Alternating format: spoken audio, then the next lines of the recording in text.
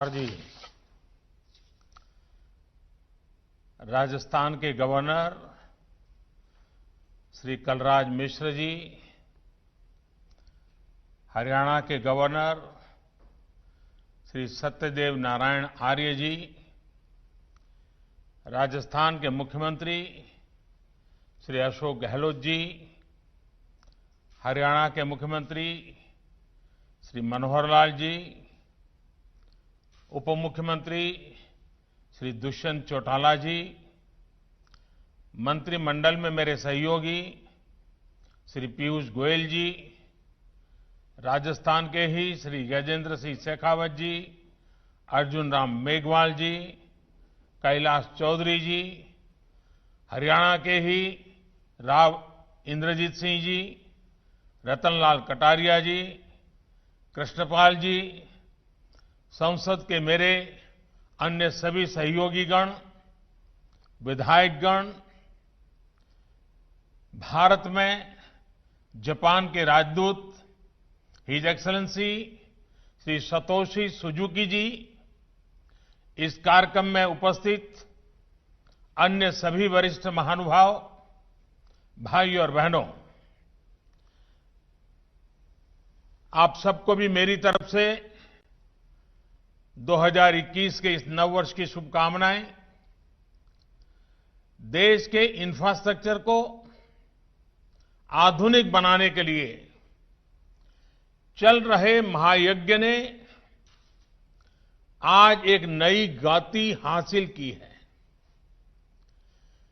सिर्फ बीते 10-12 दिन की ही बात करें तो आधुनिक डिजिटल इंफ्रास्ट्रक्चर की मदद से किसानों के खाते में सीधे 18,000 करोड़ रुपए से ज्यादा ट्रांसफर किए गए। दिल्ली मेट्रो की एयरपोर्ट एक्सप्रेस लाइन पर नेशनल कॉमन मोबिलिटी कार्ड की शुरुआत हुई। उसी प्रकार से ड्राइवरलेस मेट्रो, उसका भी आरंभ हुआ।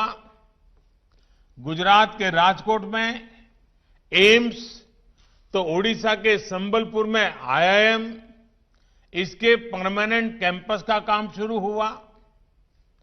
दुनिया की बेहतरीन टेक्नोलॉजी के साथ देश के 6 शहरों में 6,000 घर बनाने का काम शुरू हुआ। नेशनल एटॉमिक टाइम स्केल और भारतीय निर्देशक द्रव्य प्रणाली राष्ट्र को समर्पित की गई। देश की पहली नेशनल एनवायरमेंटल स्टैंडर्ड लेबोरेटरी का शिलान्यास हुआ। 450 किलोमीटर लंबी कोची मंगलुरु गैस पाइपलाइन का लोकार्पण हुआ। महाराष्ट्र के सांगोला से पश्चिम बंगाल के शालीमार के लिए 100वीं किसान रेल चली और इसी दौरान ईस्टर्न डेडिकेटेड फ्रेट कॉरिडोर के new Bhaupur, new Khurja freight corridor route पर पहली मालगाड़ी चल पड़ी और अब आज वेस्टर्न डेडिकेटेड फ्रेट कॉरिडोर का 306 किलोमीटर लंबा ये कॉरिडोर देश को समर्पित हुआ है। सोचिए, सिर्फ 10-12 दिन में इतना सब कुछ। और ये तो मैं उन बातों के कह रहा हूं जिसमें जुड़ने का मुझे सौभाग्य मिला, लेकिन इसके सिवाय भी भारत सरकार के अन्य मंत्रियों के द्वारा अनेक वित्त महत्वपूर्ण सैकड़ों प्रकल्प इस 2021 के प्रारंभ से ही लोकार्पण का सिलसिला चल रहा है। जब नए साल में देश का आगाज अच्छा है तो आने वाले समय और भी शानदार जानदार होना तय है।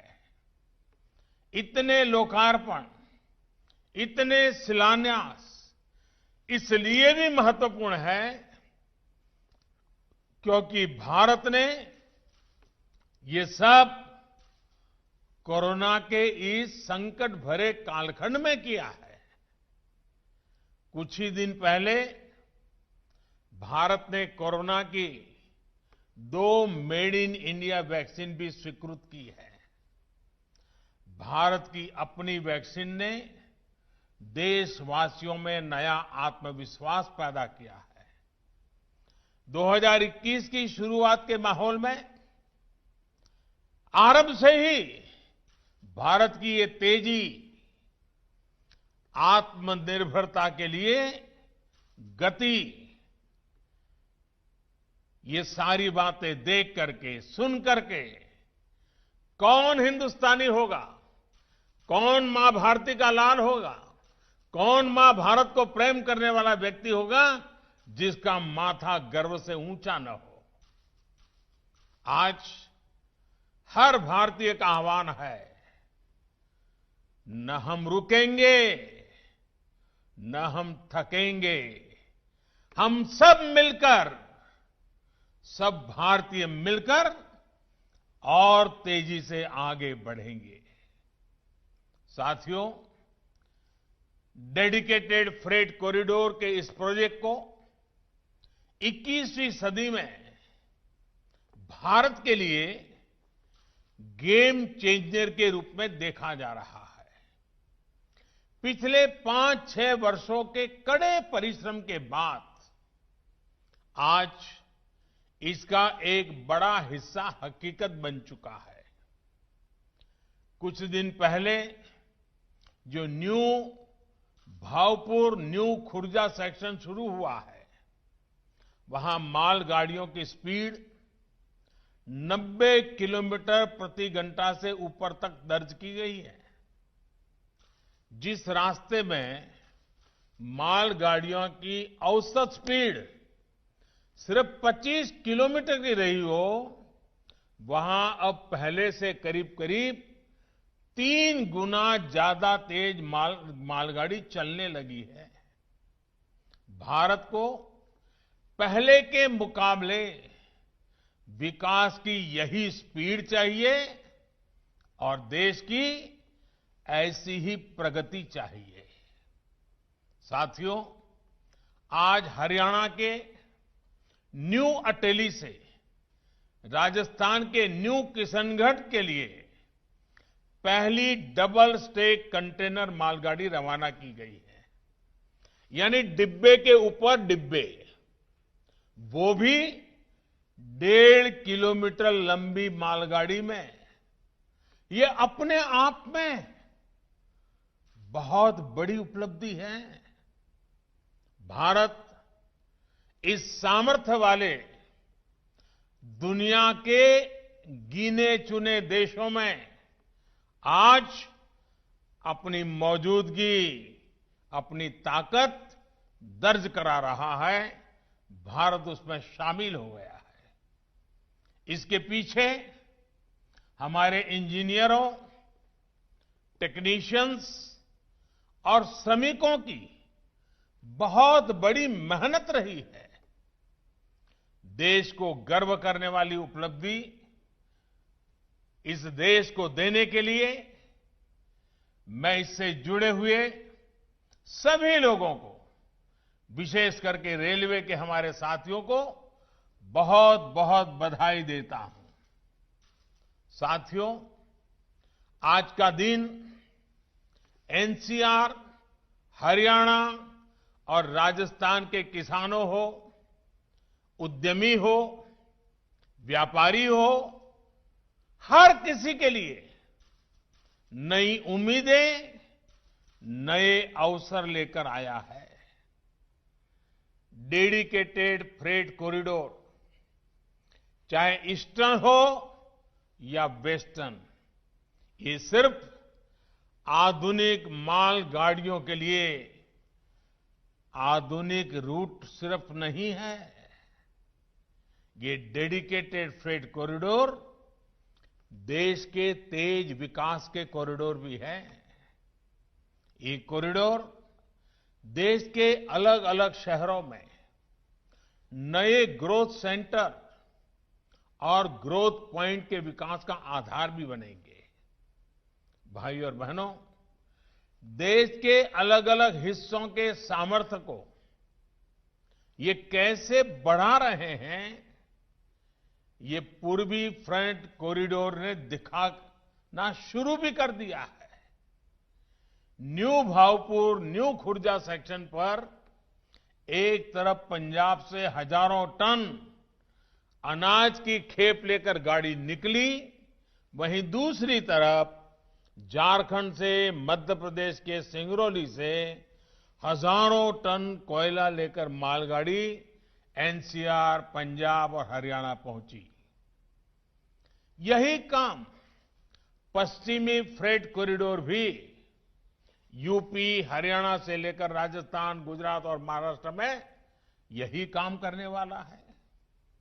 हरियाणा और राजस्थान में खेती और इससे जुड़े व्यापार को तो आसान बनाएगा ही, साथ ही महेंद्रगढ़, जयपुर, अजमेर, सीकर ऐसे अनेक जिलों में उद्योगों को नई ऊर्जा भी देगा। इन राज्यों की मैन्युफैक्चरिंग यूनिट्स और उद्यमियों के लिए काफी कम लागत पर राष्ट्रीय और अंतर्राष्ट्रीय बाजारों तक तेजी से पहुंचने का मार्ग खुल गया है। गुजरात और महाराष्ट्र के बंदरगाहों तक तेज और सस्ती कनेक्टिविटी मिलने से इस क्षेत्र में निवेश की नई संभावनाओं को बल मिलेगा। साथियों, हम सब भली भांति जानते हैं कि आधुनिक इंफ्रास्ट्रक्चर का निर्माण जितना जीवन के लिए जरूरी है, उतना ही कारोबार के लिए भी आवश्यक है और हर नई व्यवस्था को आगे बढ़ाने के लिए भी इसी से जन्म मिलता है, इसी से सामर्थ्य मिलता है। इनसे जुड़ा कार्य अर्थव्यवस्था के अनेक इंजनों को गति देता है।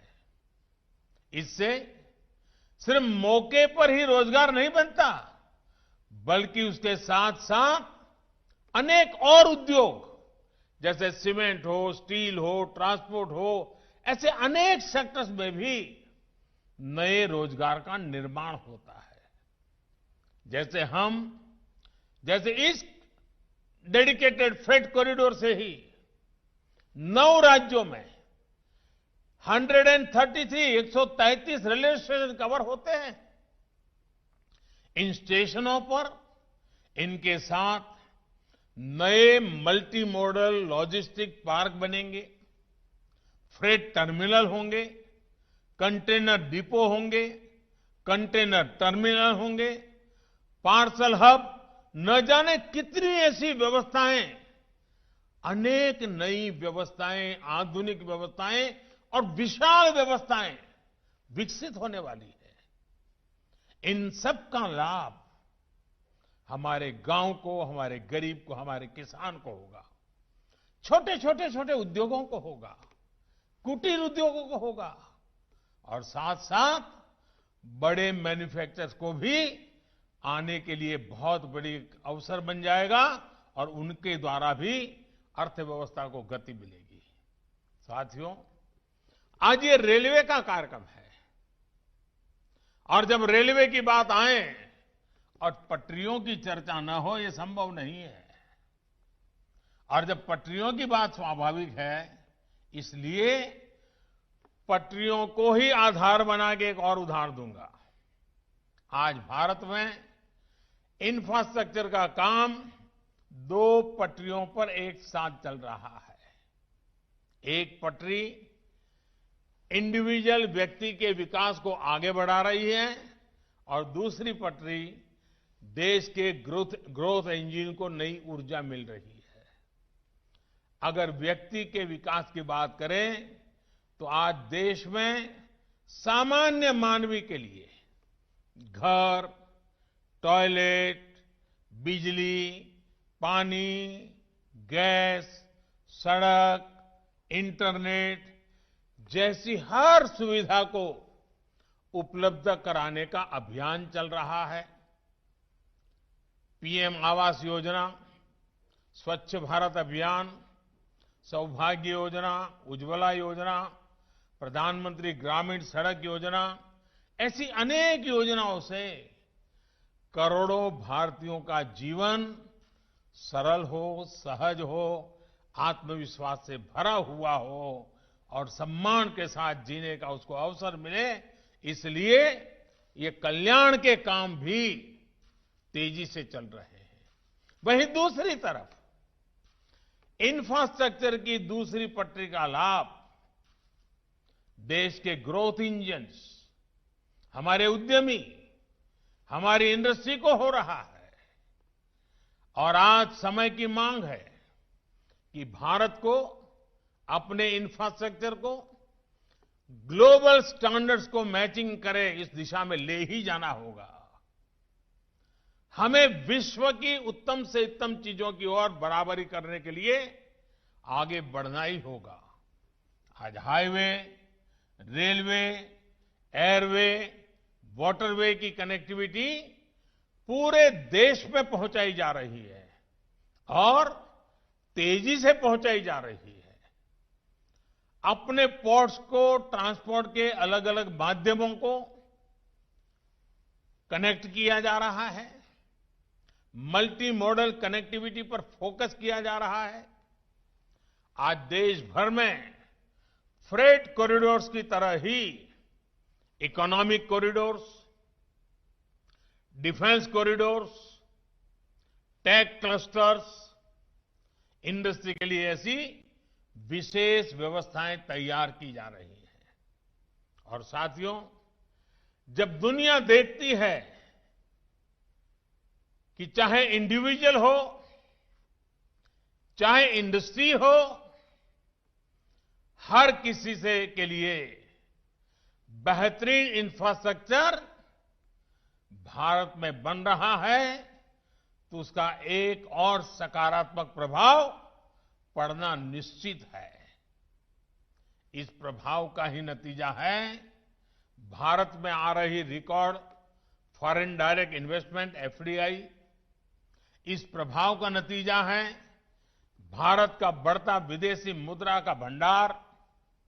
इसका प्रभाव का नतीजा है कि दुनिया का भारत पर लगातार बढ़ता भरोसा। इस कार्यक्रम में जापान के राजदूत श्री सुजुकी जी भी हमारे साथ हैं। जापान और जापान के लोग भारत की विकास यात्रा में एक भरोसेमंद मित्र की तरह हमेशा भारत के साथ ही रहे हैं। वेस्टर्न डेडिकेटेड फ्रेट कॉरिडोर के निर्माण में भी जापान ने आर्थिक सहयोग के साथ ही भरपूर टेक्नोलॉजी सपोर्ट भी दिया है। मैं जापान और जापान के लोगों का अभिनंदन करता हूं, विशेष धन्यवाद देता हूं। साथियों, इंडिविजुअल, इंडस्ट्री, इन्वेस्टमेंट, इन सबका तालमेल भारतीय रेलवे को भी निरंतर आधुनिक बना रहा है। कौन भूल सकता है हमारे यहां रेल यात्रियों के क्या अनुभव होते थे। हम भी उन मुश्किलों के साक्षी रहे हैं। शायद ही हम में से कोई ऐसा हो कि जिसको इन मुश्किलों से न गुजरना पड़ा हो। बुकिंग से लेकर यात्रा समाप्ति तक शिकायतों का ही अंबार रहता था। साफ सफाई हो, समय पर ट्रेन चले, सर्विस हो, सुविधा हो या सुरक्षा, मानव रहित फाटकों को खत्म किया जाने वाली बात हो, हर स्तर पर रेलवे में बदलाव लाने की मांग होती रही है। बदलाव के इन कामों को बीते वर्षों में नई गति दी गई है। स्टेशन से लेकर के डिब्बों के भीतर तक साफ सफाई हो या बायोडिग्रेडेबल टॉयलेट्स हो, खाने पीने से जुड़ी व्यवस्थाओं में सुधार हो या टिकट बुकिंग के लिए आधुनिक व्यवस्था हो, तेजस एक्सप्रेस हो, वंदे भारत एक्सप्रेस हो या विस्टाडोम कोचेज का निर्माण, भारतीय रेलवे आधुनिक हो रही है, तेज गति से हो रही है और भारत को तेज गति से आगे ले जाने के लिए हो रही है। साथियों, बीते 6 साल में नई रेल लाइन, रेलवे लाइनों के चौड़ीकरण और बिजलीकरण पर जितना निवेश किया गया है, उतना पहले कभी नहीं किया गया। रेल नेटवर्क पर फोकस करने से भारतीय रेल की स्पीड भी बढ़ी है और उसका दायरा भी बढ़ा है। वो दिन दूर नहीं जब नॉर्थ ईस्ट के हर राज्य की राजधानी रेलवे से जुड़ जाएगी। आज भारत में सेमी हाई स्पीड ट्रेन चल रही है। हाई स्पीड ट्रेन के लिए ट्रैक बिछाने से लेकर बेहतरीन टेक्नोलॉजी तक के लिए भारत में ही काम हो रहा है। भारतीय रेलवे आज मेक इन इंडिया से लेकर बेहतरीन इंजीनियरिंग की भी मिसाल बन रही है। मुझे विश्वास है कि रेलवे की ये गति भारत की प्रगति को नई ऊंचाई देती रहेगी। भारतीय रेलवे इसी तरह देश की सेवा करती रहे, इसके लिए मैं सभी रेलवे के साथियों को ढेरों शुभकामनाएं देता हूं। कोरोना काल में रेलवे के साथियों ने जिस तरह काम किया, श्रमिकों को अपने घर पहुंचाया, मुझे पक्का भरोसा है कि मेरे देश के करोड़ों करोड़ों ऐसे साथियों के हमारे रेल कर्मियों पर खूब सारा आशीर्वाद बरसाया है। देश के लोगों का रेलवे के हर कर्मचारी पर स्नेह और ढेरों आशीर्वाद दिन प्रतिदिन बढ़ते रहे, यही मेरी कामना है। मैं एक बार फिर देश के लोगों को वेस्टर्न डेडिकेटेड फ्रेट कॉरिडोर के लिए बहुत बहुत बधाई देता हूं। बहुत बहुत धन्यवाद।